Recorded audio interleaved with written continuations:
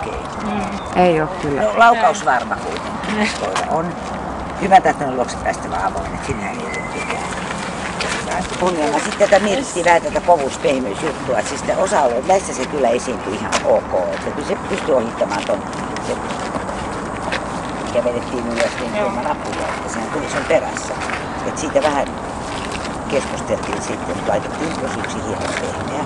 Eli jättää mieleen kyllä. Nyt sillä selvästi on jotain mielessä tällä koiralla. Mä en tiedä vaan mikä se on. En mä. Se on vähän hermosta johtuen, että se on vähän painestunut tämän testin aikana. Ei oo koskaan ollut tommoinen. No sitten tää temperamentti vähän keskustelutti, koska hänellä oli tää haukkuminen vähän semmoista ja sitten oli semmoista toimintaa, että ei ollut oikein kohdistettua vähän semmoista levottomuutta. Mutta kuitenkin keskittyi näihin asioihin, mitä me hänelle esitettiin. Ja sitten plus yksi erittäin vilkas. Hermorakenne plus yksi hieman rauhaton. Että näkee just tää paineistuminen tässä ja ehkä se haukkuminen ja vähän semmoinen levoton esiintyminen myöskin. Taisteluhalu. No ihan mukavasti kävi siihen kapulaan kiinni.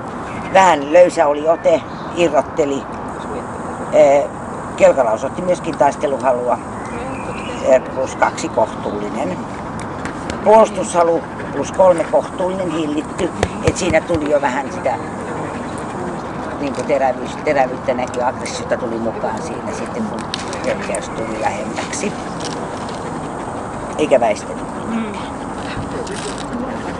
Terävyys, se on plus 1 pieni ilman jäljellä jäävää hyökkäyshalua, että hän ei osoittanut mitään aggression merkkiä siinä, kun minä yritin häntä härnätä.